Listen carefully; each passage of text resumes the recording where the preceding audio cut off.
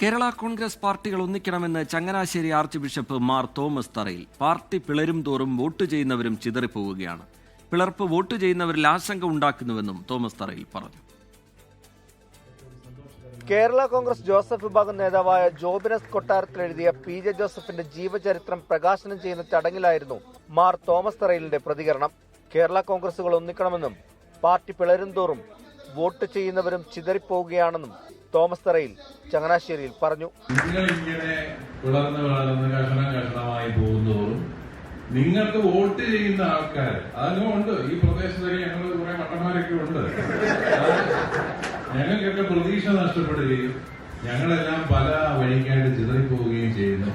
അതുകൊണ്ട് ഈ നാടിന്റെ നന്മ സ്വപ്നം കണ്ടുള്ള നല്ല തീരുമാനങ്ങൾ, പാർട്ടിയുടെ നന്മ മാത്രം സ്വപ്നം കണ്ടാൽ പോലെ. വനം വന്യജീവി വിഷയത്തിലടക്കം സംസ്ഥാന സർക്കാരിനെതിരെയുള്ള വിമർശനവും തോമസ് തറയിൽ ഉന്നയിച്ചു. കഴിഞ്ഞ ദിവസം മന്ത്രി പറയുന്നത് കേട്ടു, ഇത്ര പന്നികളെ ഞങ്ങൾ വെടിവെച്ചു വന്നു. എത്ര പന്നികളെ വെടിവെച്ച് കൊന്നു എന്നുള്ളതിന്റെ കണക്ക് അവതരിപ്പിക്കപ്പെടും. എത്ര പേര് ഈ പന്നിയുടെ ആക്രമണത്തിൽ മരിച്ചുപോയി എന്നുള്ളത് ആരും മിണ്ടുന്നില്ല. എത്ര പേരെ കാട്ടുമൃഗങ്ങൾ ആക്രമിച്ച് കൊന്നു അതാരും മിണ്ടുന്നില്ല.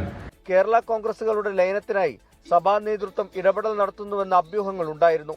ഇത് ശരിവെക്കുന്ന രീതിയിലാണ് ചങ്ങനാശ്ശേരി ആർച്ച് ബിഷപ്പിന്റെ പ്രതികരണം. Toby Johnson, 24 Kottayam.